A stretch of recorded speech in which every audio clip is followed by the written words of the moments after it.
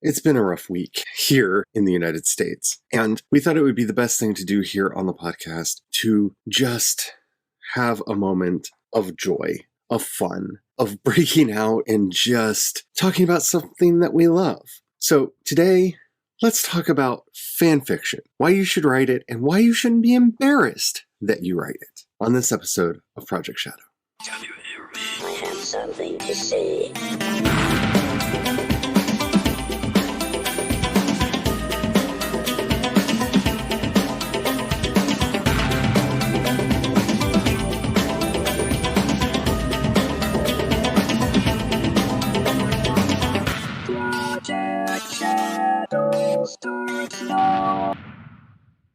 Hello, everyone. How are you doing today? My name is Charlie, and welcome to this episode of Project Shadow. You might know me better as a sci-fi fantasy writer, C. Dorset, or you might know me as that weird person who does all the strange music, Project Shadow.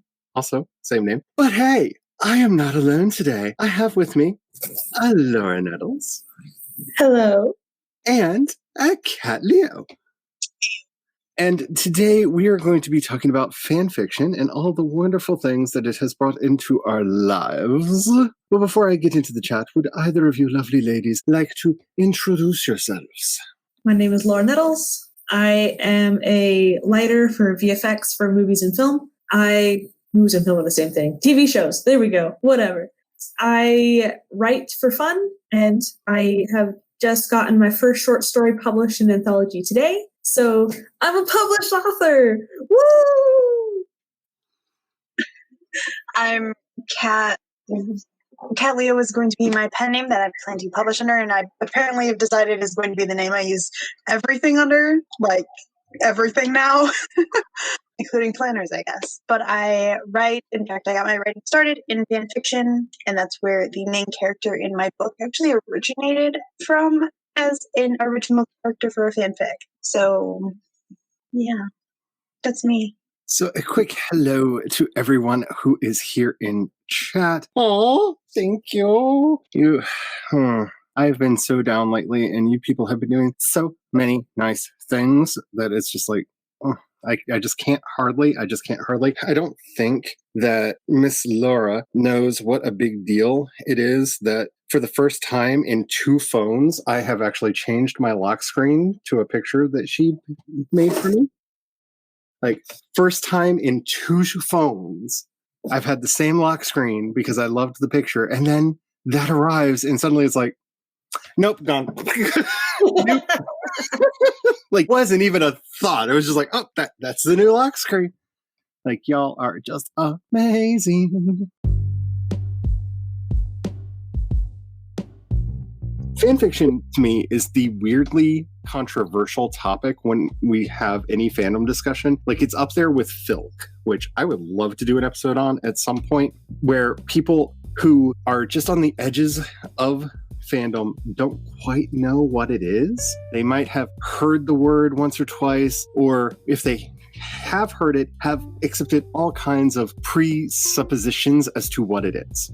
There are a lot of stereotypes that go into fandom and into fan fiction, and I just have to say, oh honey, do you think today's fan fiction is bad? I got my start way back when you had to order it from a magazine. Like, you had to literally go to a place, put your name on a form, hand somebody money for them to go and Xerox you a copy. And that stuff was filthy, y'all. Like, the stuff that I read online today, and people are like, oh my. I'm just like, what? Wow, this is tame. This is tame because it's on the internet and they know people might see it. Back then, nobody knew if anybody was ever going to read your fanfic. So, those freak flags flew high. But that's where I got my start. I was writing Forever Night fanfiction, if anybody even remembers that show, which I absolutely love. I got my start writing Forever Night fanfiction because I love me a vampire. And LaCroix is kind of my little demon lord that I hear in the back of my head at night. And he makes me feel so much better about the world because, well, he gets mad about it almost as much as I do. I also wrote a lot of Star Trek fan fiction, not gonna lie. I wrote a lot of data stuff because I liked to explore the idea of what does it mean to be human. And I used to write Klingon poetry in Klingon. because I learned how to read and write Klingon, because what else am I going to do with my life? And I wish I still had the vast majority of the stories that I did, but because this was prior to the digital era really being a thing, I have lost. But times have changed so much, and that's, I think, where y'all come into the story. The first fan fictions I ever found were Harry Potter and anime. This was back before I had a smartphone, and I would do babysitting for someone who would take naps. And so I would want to read my fan fiction while they took a nap for an hour or two. And so I would have to secretly print off hard copies of this fan fiction on the printer at home, take it, make the font smaller so it would take up less paper, so it'd be less noticeable how much you were using, and staple it together, you stick it up your jacket and walk to their house and be like, yeah, I got my fan fiction I'm reading while you're taking a nap. So that was fun. I'm not sure when I started reading fan fiction. I do know that the first fanfics I've read were the Gallagher Girl series, fanfic, and also Vampire Diaries book series fanfic.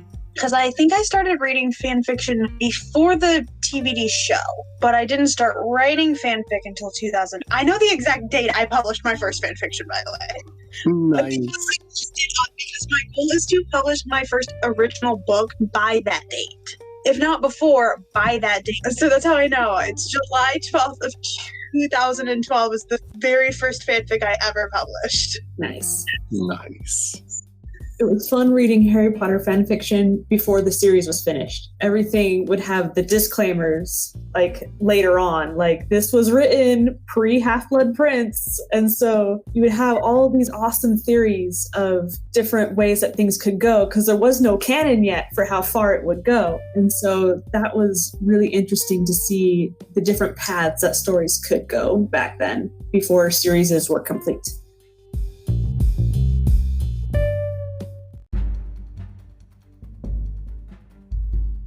Just a weird side note on that. This is, I think, what has poisoned Star Wars fandom in general is it's not called fan fiction if it's a fan theory. They try to make those two sound different, because a fan theory is smart because you've done all of your criminology and looked into all of the things. It's not fan fiction, honestly.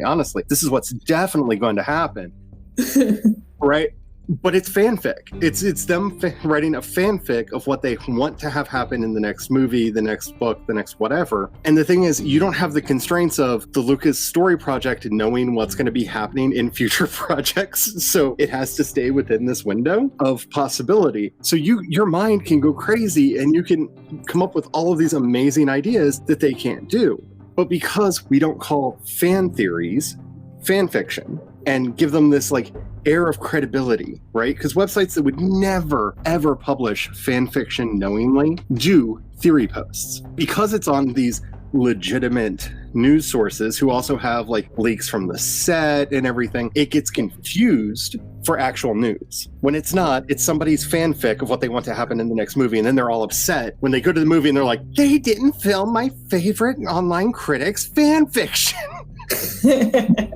How dare they? How dare they? It's so not right. I just think that that's something that doesn't get said enough. Fanfiction is many things, and it is many splendid things. Journalism, it is not. No.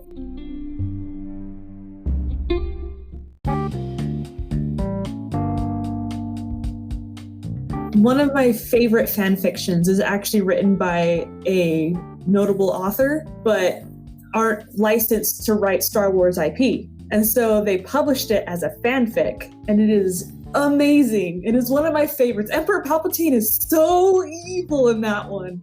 It's a whole thing where it's called Heir to Empire's Son, I think, where Luke gets adopted by the Organas instead, and so uses the Force to find a missing earring for his mom, and they're too close to Coruscant, and Emperor Palpatine feels it and is like, that's a Force-sensitive kid, yoink mine, and just raises him in the most cruel environment you've ever seen in your life to become, Vader's nemesis. And, oh my gosh, it is so well done. And just, I love it so much. But it's written by a fully fledged author who just wasn't licensed for Star Wars. And so they just went wild with it and gave it to us for free. And it was amazing. And that's the power of a good story.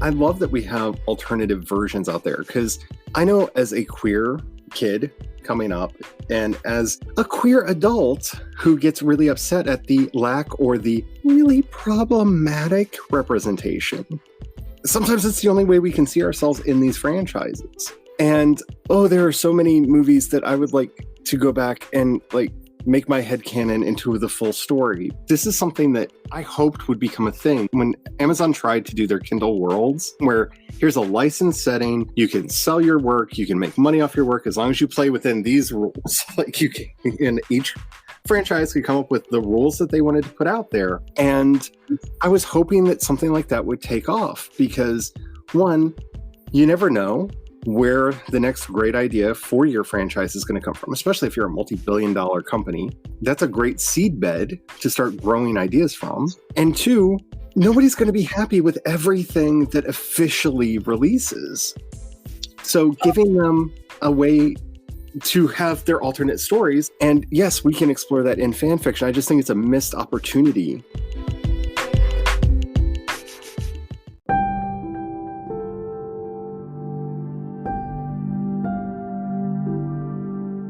I do know that Vampire Diaries was part of it because that's how L.J. Smith was able to continue writing the books how she wanted to write them. Oh, say something about that, because that just is both amazing and after a certain point, the Vampire Diaries series and the Secret Circle series actually were removed from L.J. Smith and actually given to ghostwriters because they didn't like where she wanted the stories to go. She took them an outline, and that was how she wanted it to go.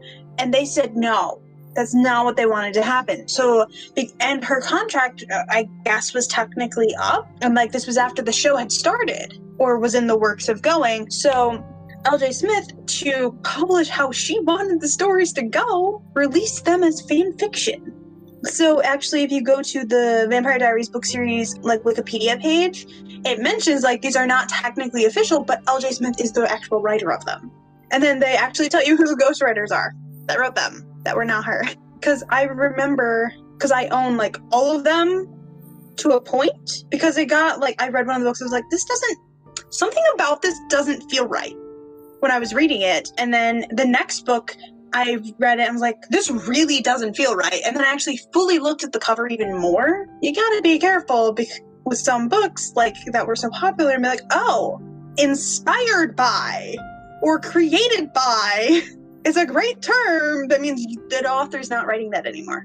And the fact that, like, I didn't actually understand fully, like, because I'd already been reading fan fiction, like, I could tell, like, between different authors, sort of, but, like, I'd never, like, between completely different authors, like, actual authors, I could tell, like, a difference in their writing. But then I was like, why does it feel like this book in this series that I've read all of feels wrong?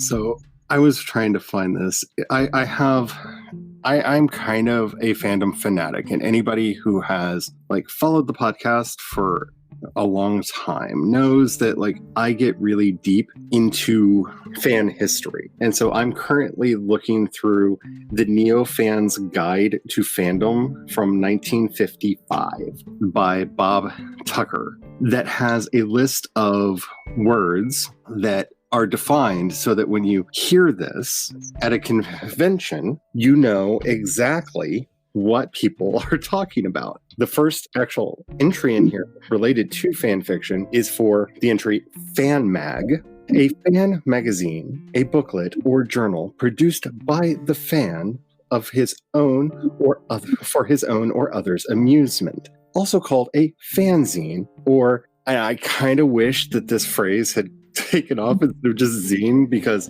FMZ and FMZ, because, okay, yeah, we just call them zines, honey. Anyway, fanzines are reproduced by mimeograph hectograph, spirit duplicator, lithography, and the printing press. A charge ranging from 5 cents to 35 cents is usually made for each because the editor simply cannot afford to give them away. They may be as small as 1 or 2 pages, or as large as hundreds of pages. They contain fiction, nonfiction, verse, and artwork by the editor and other fans who are invited to contribute to his pages. This material is not paid for in cash, but in free copies of the magazine. Naturally, the quality varies widely. I want fan fiction to be delivered to me in a magazine. Don't you though? I remember that. I look forward to that monthly. I'm not gonna lie. I'm gonna send you a magazine full of fan art and fan fiction, and here you go. Once a month, $10 a year or something. I don't know. I love reading through the history of this stuff. Like, it goes on to talk about the difference between a one-shot and a pro mag, which is one that actually pays people. Shock, shock, and turns people into pro fans who you have to watch out for because they often think way too much for themselves. And then it goes off into a whole bunch of slang that, honestly, I just want to bring back. But the other reason I wanted to bring this up is this is the first reference I've ever been able to find for it. And I was watching several newer fanfic videos to get ready for this. And they always brought up the BNF, the big name fan. This, in 1955, actually has two entries back to back that I think go really well together. Number one is the BNF, the big name fan, a person who is well known or has made a solid reputation for himself. This is usually accomplished by participating in fanish affairs or for a long while, or by publishing a superior fanzine, or by consistently writing or illustrating in a manner identified with quality, or by any number of ways which keeps your name before fandom in a responsible manner. Responsible manner? I love this so much. That's why I wanted to just point out that the next entry in here is for the LMJ, the loudmouth jackass. Please. Fandom is shot through and through with jackasses. There's no need to tell you how and where to find them. They betray themselves by their braying. See to it you don't become one.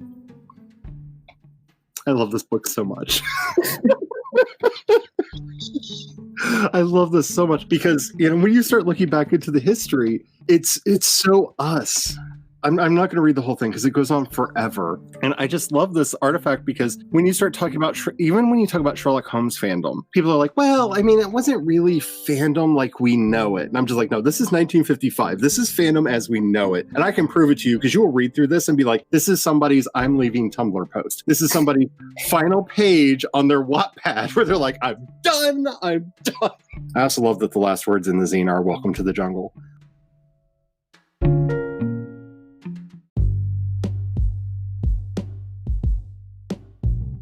So one thing that I love about writing fanfic is it's a great jumping off point to start your writing journey because there are worlds that are already somewhat formed, depending on which fandom it is. It could be super fleshed out, a whole series, a whole TV show, or it could be just whatever your fandom is. But it's a great jumping off point. And then not only that, but once you start writing, you're getting instant feedback once you post, and you can level up your craft so much faster because you get feedback and you can get beta readers who can help point out your issues for you and be like an editor to help you level up.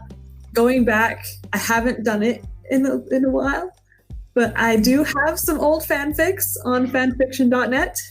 I will oust myself a little bit. So I wrote a one-shot for Naruto. I wrote a little bit for Rise of the Guardians, which, by the way, my short story, my flash fiction that just got published today, is slightly a flash fan fiction about Jack Frost from Rise of the Guardians if he snapped and tried to kill humanity. So, yeah. And then I even have the dark past. I wrote for the Lorax. It was not Oncest. It was not that. But it was about the Onceler and his long-lost relationship with his dad who gave him his guitar. So that was fun. But, like, fan fiction is great for learning how to do the yes and no but. Yes. So you have your world built, you have these characters, and you want to take them on your own journey. You say, does this part of canon happen? Yes. And this also happens. Or no, but this happened instead. And so it's a great way to lead your characters along that are already like a pre-built D&D kind of character. They already got their stats and everything set up for you. And you can just go along with it and see where it leads. So I love fanfic. What Laura said about it's such a way to, because you get immediate feedback. That's actually the reason my parents encouraged me. Because a lot of parents don't. But my parents were just like, do it. Just go for it. Do you need anything to help you with this? Like, they were willing to, like, get me anything. They were like, oh, that my stepmom helped me figure out how to download Word on my computer correctly. And, like, my siblings were all just like, oh, do you want me to read it with you? Or do you want, like, somebody to just review this with you? I'm like, no. just give me your support. I'm not sure. I don't write anything like explicit or anything, but at the same time, I'm still like, I don't want your no type of thing. So like that's like thanks to fanfiction, I actually got the courage to actually start writing more than just like actually truly like because I used to just take any original idea, just squish it down and hide it. I didn't want to share it. It actually because my poor father, he did not care a single bit about fanfiction, the Vampire Diaries, or anything like that. But the man listened to me probably once a week rant and rave about fanfiction or a fandom that I was into at the time. And he was like, now how would you make it different? So how are you going to, or I would explain what I was writing to my dad, because I have this really open relationship with my dad that I'm like, well, I will talk to my dad about anything, and I mean anything. So having him be like, so how are you going to change that? Or, so what are your plans for next in this story? Because now I'm invested. Like, I think once or twice my dad actually, like, a couple of days later was like, hey, did you finish that thing you were writing? I kind of want to know. What's great about fanfic as well is it doesn't just have to be a regular story format, because there are fanfics, like I did one that it was the first fanfic I ever wrote, so I did it very crappily as like posts on a chat, very terribly I might add. Like, I probably wouldn't hate this so much if it was images. Looking at it, I'm just like, oh god, what did I do? Building off of that, like it's amazing how it actually can do interesting things with the family, because before I knew what fan fiction was, back when I was probably about 8 years old, I started drawing a lot, and I started drawing my own He-Man comics and my own Transformers comics. I would draw out all the panels and write all the little things that they say and the descriptions and everything in them, and then I drew them in such a way that I could fold them up and put a staple in the middle. That's when it was done, is I stapled it. And my dad would read them. Like, he would come home from work and ask if I had a new comic book done. And he would read them. And to this day, like, he doesn't know much about any, like, Star Wars or anything like that, but he still knows stuff about He-Man and Transformers and Star Trek, because those were the things that I was drawing those silly, like, 8-year-old comics about, which you can imagine how good they were. You must have been precious. The comics that we made were for Captain Underpants, so we were classy. Hey, I made Pac-Man and his friend comics because I loved that cartoon when I was a kid. That was, I think, the first one that I ever did, was drawing Pac-Man and Pinky and all of the, like, Ms. Pac-Man and Pac-Man Jr. and stuff, running around doing stuff. And all of my favorite things that I love to do, they started there. Like, they started in fandom, whether it's the drawing that I still love to do today or writing stories. Like, if we're going to give our hearts to something, in so many ways, I would rather it be a silly vampire or these kinds of things, because they really do both teach us how to, like, honestly, how to live. Like, it's also just informed so much of my career and everything that I do. A lot of my inspiration comes from things that I've watched and things that I've read, and so I pull from them. And so as I was writing my first draft of my adult sci-fi, I was pulling from a Harry Potter Fullmetal Alchemist crossover fanfic where wizards need to have physical training to be able to dodge a spell.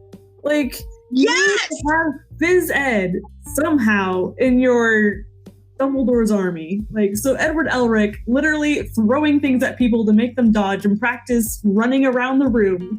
Like, and all the wizards are like, what?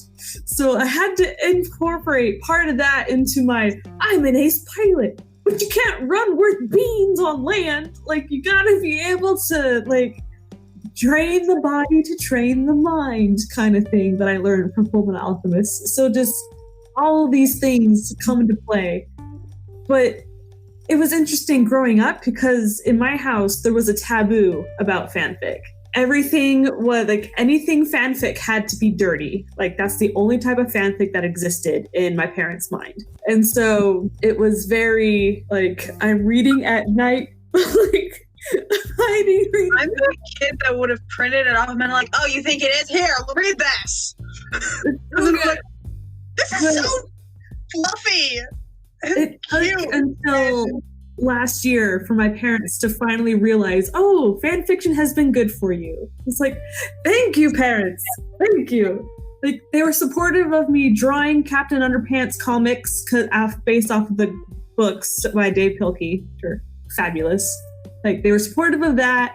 They were supportive of my little stories that I would write that were actually Lord of the Rings fan fictions, because I would spend pages just describing the horses that the characters were riding, because it had to be like Tolkien. So 20 pages for the Council of Elrond. I wrote stories that were like the Eddie Dickens trilogy, where random terrible things are happening to the main character, but my main character was Captain Jack Sparrow. So just like random things. And they would always say, what's the point if you can't sell it? And so it's been a great opportunity now that I have been starting to write my own kind of things that I don't have to file serial numbers off of. It's been great to be able to still have all those influences in there. And like that's your mind. You steal from greatness so you can mold it into your own little thing. I do have to say,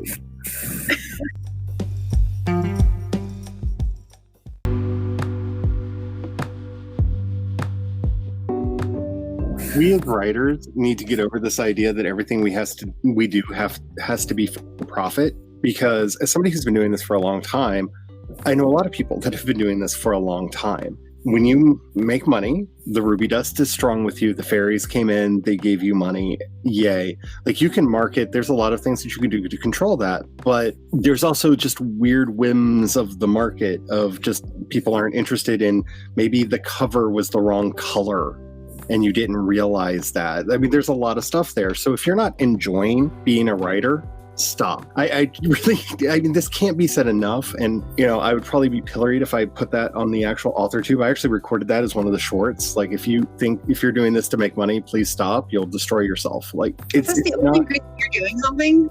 Just stop. Because this is not the kind of industry you should get into because you want money.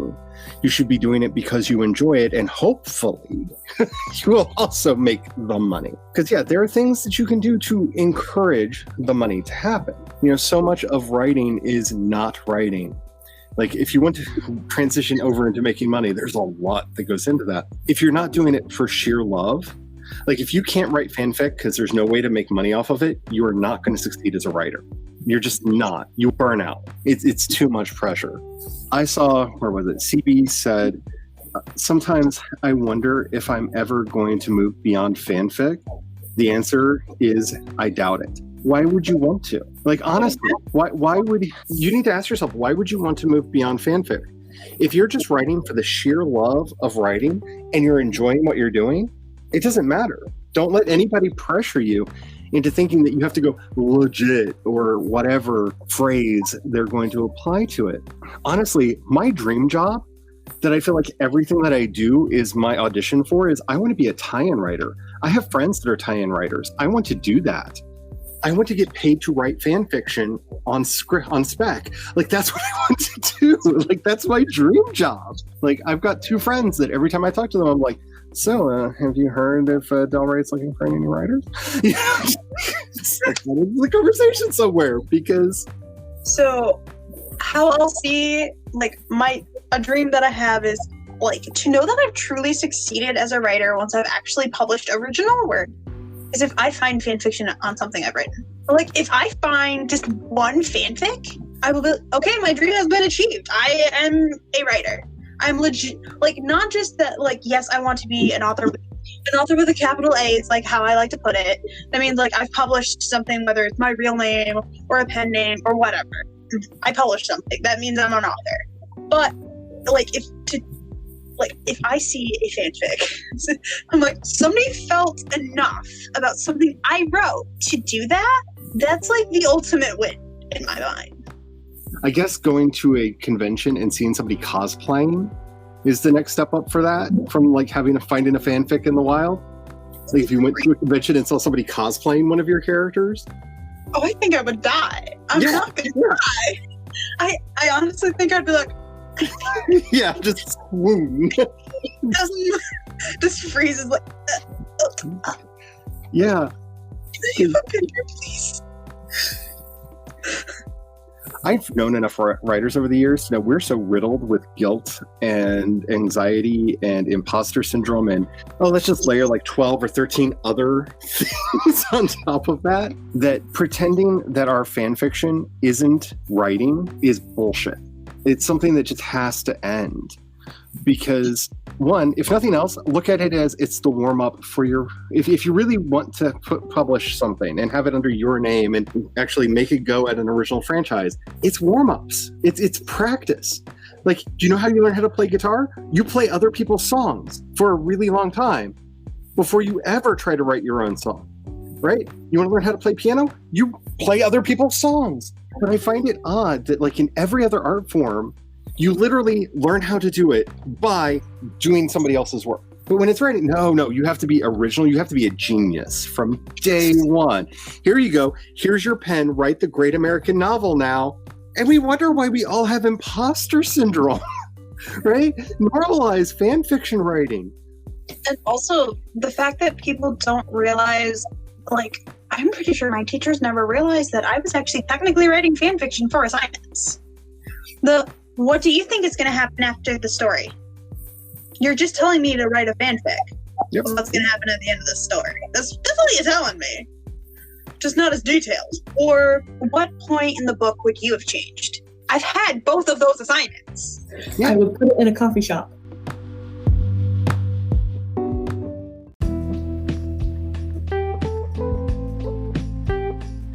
The biggest thing that I think has happened in the last 10 years now is this mass importation of fan fiction being converted into, I don't even want to say non-fan fiction, because most of the products actually still read better if you know where they came from. They're just novelized. Yeah. They're just traditionalized. Traditionalized? That might be a good way to put it. Traditionalized? That's what I'm going to call it. Traditionalized. Traditionalized. And while, like, ostensibly, I do not have anything against this idea, I think that fanfiction is not a good place to A/B test literature. It really doesn't work that well, because what works when you're on a fanfic website is not the same as what would fans of this genre like. And this is where I feel that a lot of these translations haven't worked. There are things that I like as fanfics, and only as fanfics. If I read it in an actual book that I paid for, I'm sorry. Can I return this book, please? When I can read something that's better written than it for free. Yeah. And I have done that. Well, I didn't return the book. Because it was a gift. But I was like, I've read a fanfic better than that. So have you guys noticed, or do you think it's a trend to have more problematic relationships as characters in fanfic or in traditional? Or is it just, I find the bad ones? I'm just going to speak to traditional for a minute. I think traditionally published work has realized that they can sell the controversy better than they can sell the book. I think a lot of work has been published lately because they think they can market off the controversy of people talking about it and thus sell more books. And I think that that's becoming a real problem with both traditional publishing, and I think you can see this with some streaming services as well that are starting to pick things that they know are just going to cause people to rage. Fanfic wise, so maybe it's just the fanfics I choose, because I will be honest, some of the shows I watch are the ones with love triangles, and because that's in so many shows. I'm also the person that I want everyone to be happy. Can all of you just get together?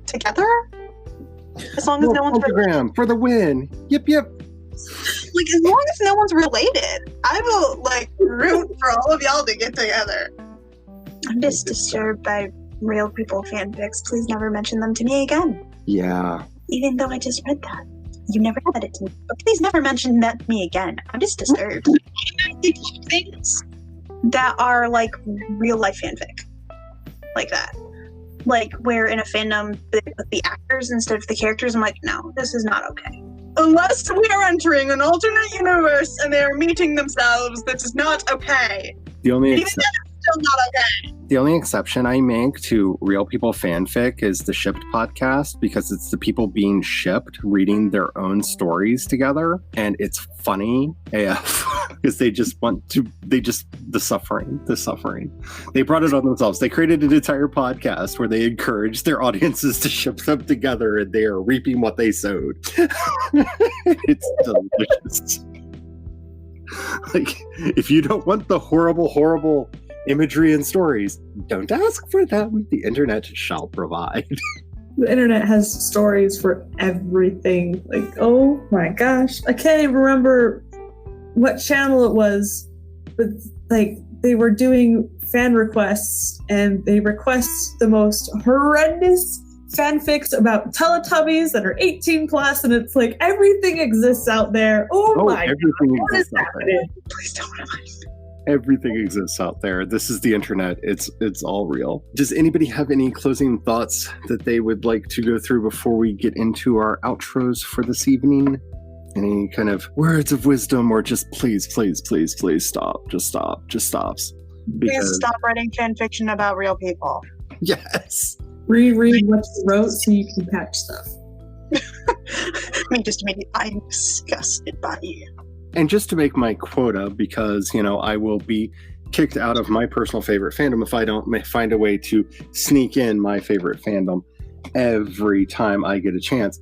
The coolest thing about this band is, as he said himself, I looked at myself in the mirror and thought, I am not a rock star. So I started writing stories about who I thought was the ultimate rock star, and that's who I pretend to be on stage. So he's basically performing his own fanfic of his own band every time they go out on stage, and I freaking love that, because that's what's more rock star than that, right? Also, tag your fics correctly. Yes. Whatever is a tagging system on AO3, people, use it. Tag the triggers. Tag everything.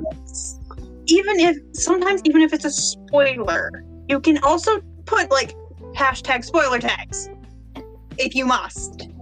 And can I just say, if it's a spoiler that there is something triggering in your story may be too predictable that they see the hashtag and immediately know who's going to have the triggering event done on. Yeah. Just saying that this bad thing that could trigger you is going to be in the story, if that actually would count as a spoiler, because the story is so obviously written that anybody seeing that would go, oh, so this is going to happen to that person. And what's the story only about one person? I'm just saying. So much. But yes, normalize fan fiction writing. I think fan fiction is something that should be taught in schools, just because it's such a part of our world.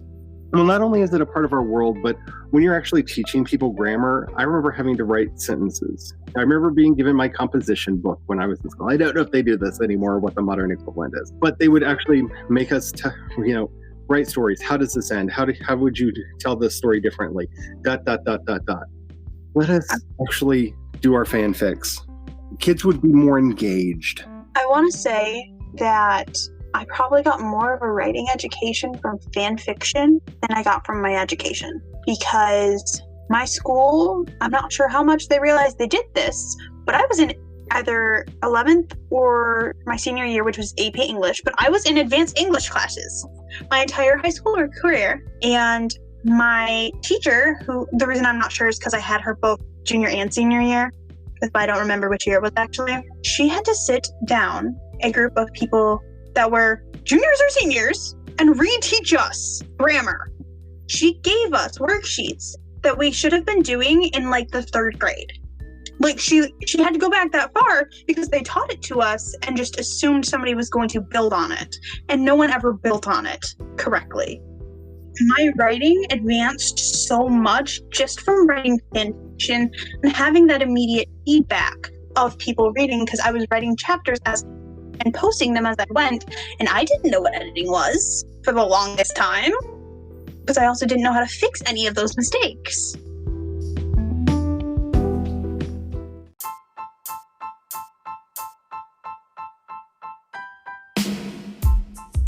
I want to thank everybody for being here with us this evening. I really enjoyed this, and this is the kind of conversation that I like having when y'all bring it up and we can sit back and actually discuss something that's meaningful to not just us, but like the discussion that was going on in the chat. Y'all are telling some interesting stories in there, and I just want to thank you so much for being here. Laura is about to go over and do the book launch for her new anthology story. Shiver, a chilling horror anthology. Nice. So if you're not already waiting in the lobby over on Laura's channel, definitely check that out. That's so exciting. Thanks for having me. And just in case anybody didn't notice, I actually released my first original single in a very long time. And I'm really excited about it. It made me happy. It made me happy to do. Like, this is literally what I was doing to keep my sanity together over the last several days, was putting this song together. It is up on this channel. You can watch it on up here already. It is going to be out on every streaming service within the next 5 days or so. They were very vague about that, but I tweeted out a link so that you can pre-add it to your library if you are a Spotify user, because you can already pre-add it to your library on Spotify. And for anybody who is signed up on my Patreon, it is there to download for all of my patrons. And it's up on my Ko-fi as a name your own price, which you can set the price to $0. I will not be offended if anybody does that. It's also up on my Ko-fi as a name your own price. So if anybody wants to listen to my song Finding Joy, it's in all of those places, because it brought me joy to make it, and I hope it helps somebody out. I don't know that it's going to appear on the actual album, but it was a song that I needed to do. So, anywho, having said all that, thank you so much for being here. Now, more than ever, I just need to say it as strongly as I can. Black Lives Matter. Black Trans Lives Matter. Trans identities are valid. And until next time, may you find the courage to write your dreams into reality. And don't forget to have the fun. Bye.